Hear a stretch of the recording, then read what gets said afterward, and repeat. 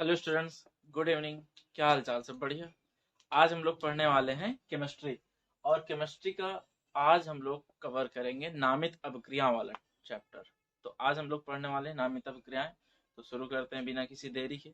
Yes student, तो आज हम लोग पढ़ने वाले थे नामित अभिक्रियाएं, नॉमिनेटेड रिएक्शंस।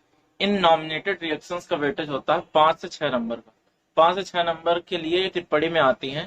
हर साल बोर्ड परीक्षाओं में टिप्पणी में पूछी जाती हैं। 5 से 6 नंबर, या इनका ग्राफ कहीं कहीं 10-10 नंबर तक चला जाता है। दो दो स्टेप में पूछ लिया जाता है। कहीं पर अथवा में लगी होती है, कहीं पर मुख्य रूप से पूछ लिया जाता है। तो इस तरीके से नामित अभिक्रियाएं पूछी जाती हैं। तो आज हम लोग कवर करेंगे नामित अभिक्रियाओं का चैप्टर। तो इसमें से सबसे पहले आती है एल्किल हैलाइड की अभिक्रियाएं। Alkyl halide. एल्किल हैलाइड के साथ साथ हम लोग कवर करेंगे एरिल हैलाइड की अभिक्रियाएं भी। तो एल्किल हैलाइड के साथ ही एरिल हैलाइड की अभिक्रिया भी कवर करेंगे। तो स्टार्ट करते हैं। सबसे पहली अभिक्रिया है हमारी वुड्स अभिक्रिया।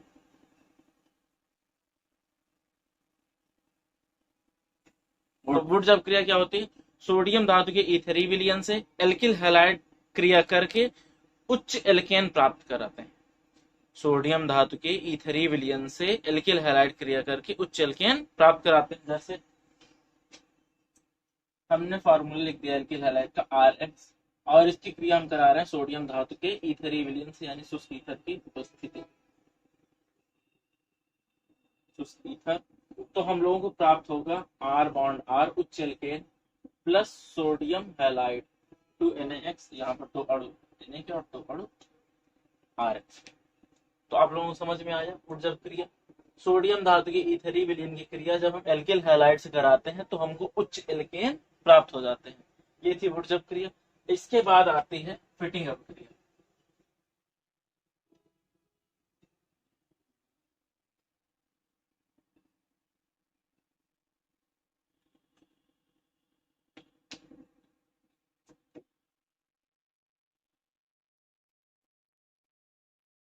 तो फिटिंग अप क्रिया है जब सोडियम धातु की ईथरी विलयन की क्रिया एरिल हैलाइड अणु से कराई जाती है तो डाई एरिल या डाई फेनिल प्राप्त होता है। जब हम एरिल हैलाइड अणु की क्रिया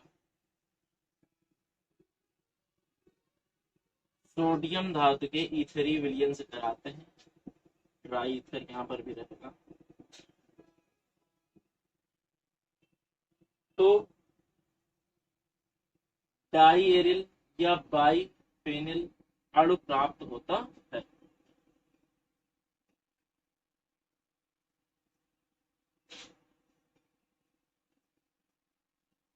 सोडियम हैलाइड बार।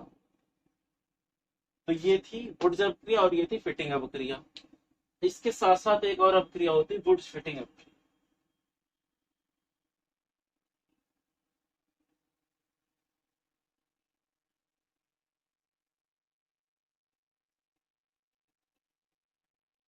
वुड्स फिटिंग अपक्रिया होती है सोडियम धातु की ईथरी विलयन से एक एरिल हैलाइड अणु तथा दूसरा एल्किल हैलाइड अणु क्रिया करके एल्किल बेंजीन का निर्माण करते हैं। जैसे एक एरिल हैलाइड अणु तथा दूसरा एल्किल हैलाइड अणु सोडियम धातु के ईथरी विलयन से क्रिया करते हैं तो एल्किल बेंजीन का निर्माण।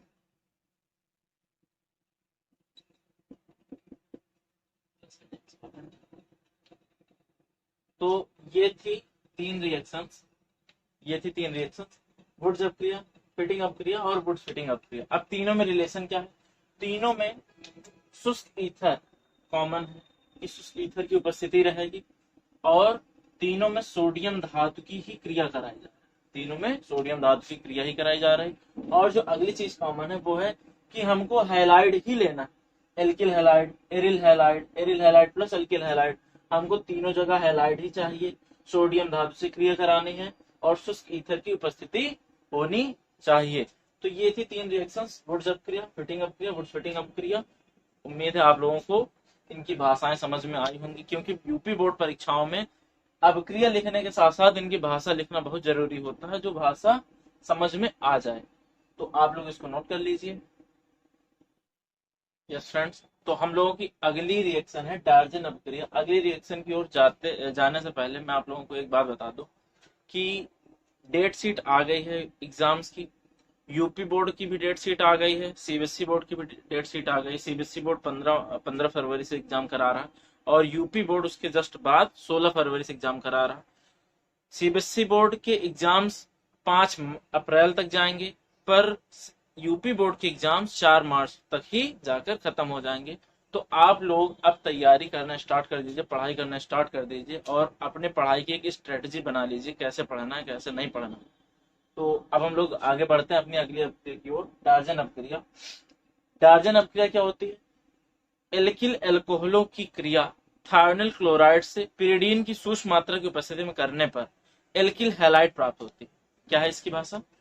कि एल्किल एल्कोहलों की क्रिया पिरिडीन की सूक्ष्म मात्रा की उपस्थिति में थायोनिल क्लोराइड से करने पर एल्किल क्लोराइड प्राप्त होता है।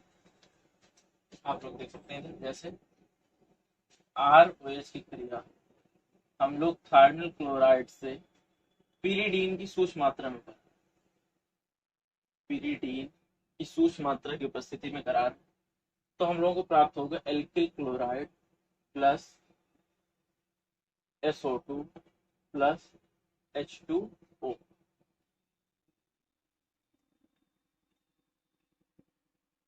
तो ये है अपक्रिया पिरिडीन की सूक्ष्म मात्रा की उपस्थिति में। जब एल्किल अल्कोहलिक क्रिया हम थायोनिल क्लोराइड से कराते हैं तो एल्किल क्लोराइड प्राप्त होते हैं, सल्फर डाइऑक्साइड गैस और जल बाहर। तो हमारी अगली अपक्रिया है हुंसडीकर अपक्रिया और इस अपक्रिया की लैंग्वेज है कि मोनोकार्बोक्सिलिक अम्ल के सिल्वर लवण की क्रिया ब्रोमीन या क्लोरीन से कार्बन टेट्राक्लोराइड विलयन की उपस्थिति में कराने पर एल्किल क्लोराइड या एल्किल ब्रोमाइड प्राप्त होता है। मोनोकार्बोक्सिलिक अम्ल के मोनोकार्बोक्सिलिक अम्ल के यानी कि यहाँ पर हम R ले लें, ठीक है। मोनोकार्बोक्सिलिक अम्ल के सिल्वर लवण की क्रिया ब्रोमीन या क्लोरीन से करने पर और वो कार्बन टेट्राक्लोराइड विलयन की उपस्थिति में मोनोकार्बोक्सिलिक अम्ल की सिल्वर लवण की क्रिया ब्रोमीन या क्लोरीन से कार्बन टेट्राक्लोराइड विलयन की उपस्थिति में करने पर एल्किल ब्रोमाइड या एल्किल क्लोराइड प्राप्त होता है।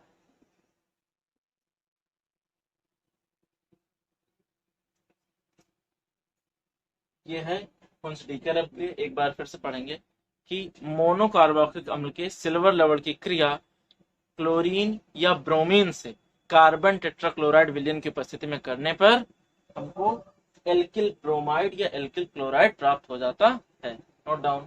ये रिएक्शन है मार्कोनिकॉफ नियम। तो मार्कोनिकॉफ नियम क्या होता है, इसकी भाषा बहुत ही इंपॉर्टेंट है और ये रिएक्शन भी बहुत इंपॉर्टेंट है क्योंकि ये डायरेक्टली कम पूछी जाती है परंतु इनडायरेक्टली ज्यादा पूछी जाती है। जब हम कन्वर्जन करते हैं कि 1 ब्रोमोएल्केन से 2 ब्रोमोएल्केन, 1 क्लोरोएल्केन से 2 क्लोरोएल्केन, तो ये सब चीजें प्राप्त करने में कन्वर्जन में काफी ज्यादा हेल्पफुल होती है। तो हम लोग अब इसको सीखेंगे। मार्कोनिकॉफ नियम क्या होता है? जब असम्मित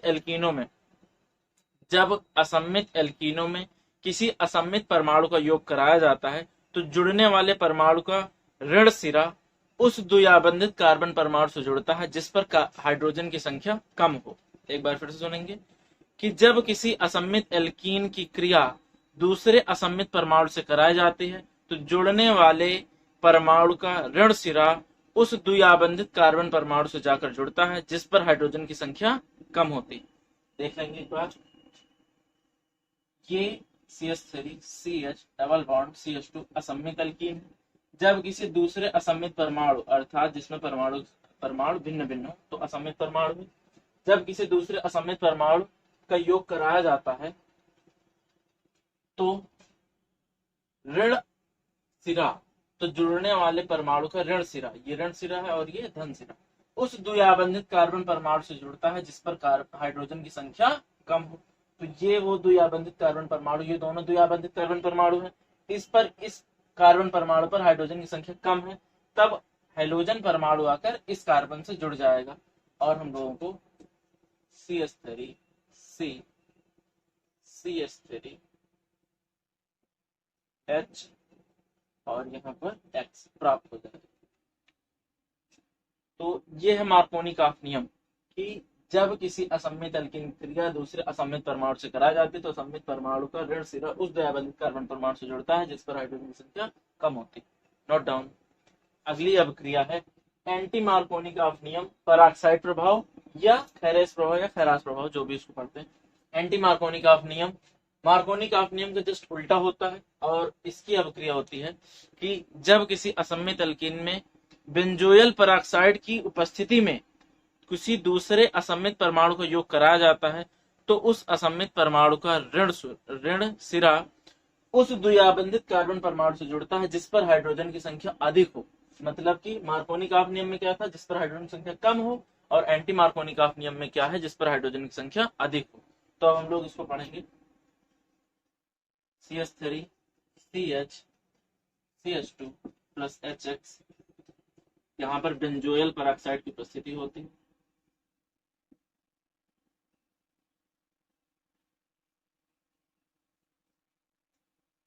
और हम लोगों को प्राप्त होता है CH3 CH2 CH2X। ये है फेरेस प्रभाव, पेरोक्साइड प्रभाव या एंटी मार्कोनी का नियम। इनमें से जो जिस रूप में भी पूछा जाए उस रूप में इसको हम लोग ऐसे पढ़ेंगे। और ये है मार्कोनी का नियम। मार्कोनी का नियम है कि जब हम किसी असम्मित एल्कीन में किसी दूसरे असम्मित परमाणु का योग कराते हैं तो जुड़ने वाले परमाणु का ऋण सिरा उस द्विबंधित कार्बन परमाणु से जुड़ता है जिस पर हाइड्रोजन की संख्या कम हो। और पेरोक्साइड प्रभाव ये है कि बेंजोइल पेरोक्साइड की उपस्थिति में जब किसी असम्मित एल्कीन में दूसरे असम्मित परमाणु का योग कराया जाता है तो असम्मित परमाणु का ऋण सिरा उस द्विबंधित कार्बन परमाणु से जुड़ता है जिस पर हाइड्रोजन की संख्या अधिक। Note down. तो अगला हमारा टॉपिक है हेलोजन विनिमय। इसका मतलब है हेलोजन इंटरचेंजिंग। हम लोग एल्किल हैलाइड में एल्किल क्लोराइड और एल्किल ब्रोमाइड आसानी से बना लेते हैं, परंतु एल्किल आयोडाइड तथा एल्किल फ्लोराइड बनाना इतना आसान नहीं है। तो इसलिए हेलोजन विनिमय की दो अभिक्रियाएं, फिंकलस्टीन अभिक्रियाएं और शॉर्ट्स अभिक्रियाएं, हेलोजन में आयोडाइड और हेलोजन में फ्लोराइड बनाने के लिए प्रयोग की जाती हैं। तो आज हम लोग इनको देखेंगे। और ये है फिंकलस्टीन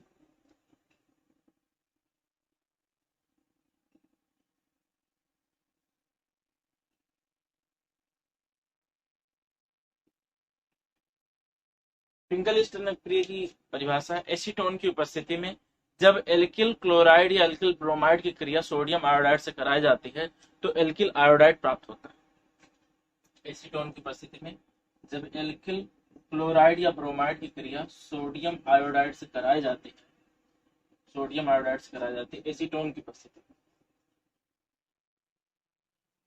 तो एल्किल आयोडाइड प्राप्त होता है। तो ये हेलोजन विनिमय इसलिए हुआ कि यहाँ पर का आयोडीन समूह एल्किल के साथ जुड़ गया और हेलोजन समूह सोडियम के साथ जुड़ गया और ये प्राप्त हो। शॉर्ट्स अभिक्रिया, तो इसकी भाषा है कि जब एल्किल क्लोराइड या ब्रोमाइड की क्रिया अकार्बनिक फ्लोराइडों जैसे मर्क्यूरिक फ्लोराइड या सिल्वर फ्लोराइड से कराई जाती है तो एल्किल फ्लोराइड प्राप्त होते हैं। एल्किल हैलाइड की क्रिया जब अकार्बनिक फ्लोराइडों मर्क्यूरिक फ्लोराइड या सिल्वर फ्लोराइड से कराई जाती है तो लोगों को RF प्राप्त।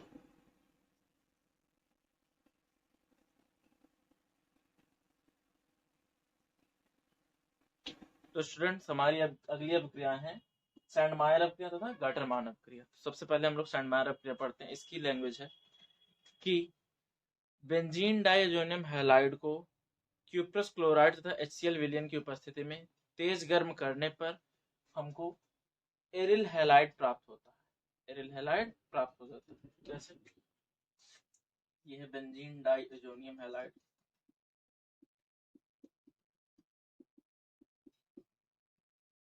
जब हम इसको तीव्र गर्म करेंगे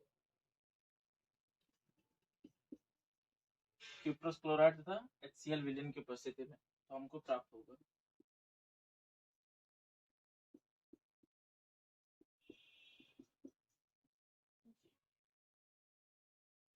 ये हम लोगों को प्राप्त हो जाएगा। इसकी लैंग्वेज क्या थी, जब हम बेंजीन डाइअजोनियम हैलाइड को क्यूप्रस क्लोराइड तथा HCl विलयन की उपस्थिति में तीव्र गर्म करते हैं तो हम लोगों को एरिल हैलाइड प्राप्त हो जाता है। और सेम है गाटरमान अभिक्रिया। गाटरमान अभिक्रिया में होता है जब बेंजीन डाइअजोनियम हैलाइड को कॉपर चूर्ण की उपस्थिति में गर्म किया जाता है तो एरिल हैलाइड प्राप्त हो जाता है। दोनों अभिक्रियाएं सेम है, बस इनके जो अभिकर्मक या उत्प्रेरक हैं, जो इनके उत्प्रेरक हैं उनमें बस चेंजेस हैं। इसमें Cu2 Cl2 और HCl यूज होता है और इसमें कॉपर चूर्ण यूज होता है। Note down. तो हमारी अगली और अंतिम अभिक्रिया है अमोनी अपघटन। बहुत ही महत्वपूर्ण अभिक्रिया। इसमें क्या होता है, उच्च ताप तथा दाब पर जब हम एल्किल हैलाइड की क्रिया क्षारीय अमोनिया से कराते हैं तो प्राथमिक, द्वितीयक और तृतीयक एमीने तथा चतुष्क अमोनियम यौगिक प्राप्त होता है। और वो क्या है, जब हम एल्किल हैलाइड की क्रिया क्षारीय अमोनिया से उच्च ताप व दाब पर करते हैं तो प्राथमिक तथा द्वितीयक एमीने, प्राथमिक, द्वितीयक तथा तृतीयक एमीने और चतुष्क अमोनियम यौगिक प्राप्त होता है। सबसे पहले इसमें कॉम्प्लेक्स कंपाउंड बनेगा जिसकी क्रिया हम NH3 से फिर से कराएंगे।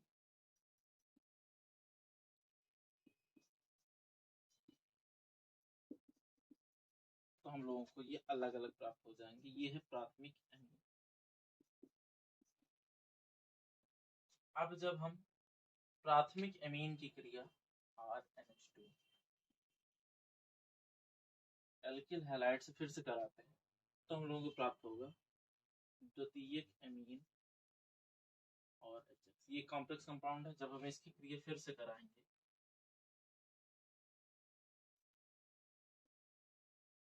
NH3 से तो हमें प्राप्त होगा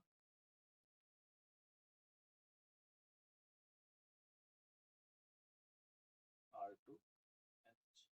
अब R2NH ये द्वितीयक एमीन है। अब द्वितीयक एमीन की क्रिया हम फिर से RX से कराते हैं, यानी एल्किल हैलाइड से कराते हैं तो हम लोगों को प्राप्त होगा तृतीयक एमीन के साथ एक कॉम्प्लेक्स कंपाउंड, और इसको हम फिर से अमोनिया के साथ अपघटित करेंगे तो प्राप्त हो जाएगा तृतीयक एमीन। यहाँ पर रह गया। अब जब तृतीयक एमीन को फिर से एल्किल हैलाइड के साथ किया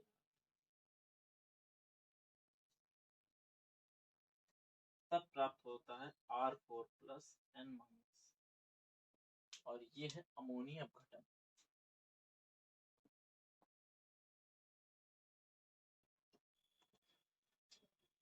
आई होप कि आप लोगों को पूरी वीडियो समझ में आई होगी। अगर समझ में नहीं आया है तो उसको फिर से देखिए और इसको कायदे से पढ़ लीजिए, क्योंकि यूपी बोर्ड और CBSE बोर्ड दोनों के एग्जाम्स बहुत ही नज़दीक हैं। आप लोगों को मेहनत करके पढ़ाई करनी है और मैं आप लोगों के लिए इसी तरीके एजुकेशनल, मोटिवेशनल वीडियोस लेकर आता रहूँगा।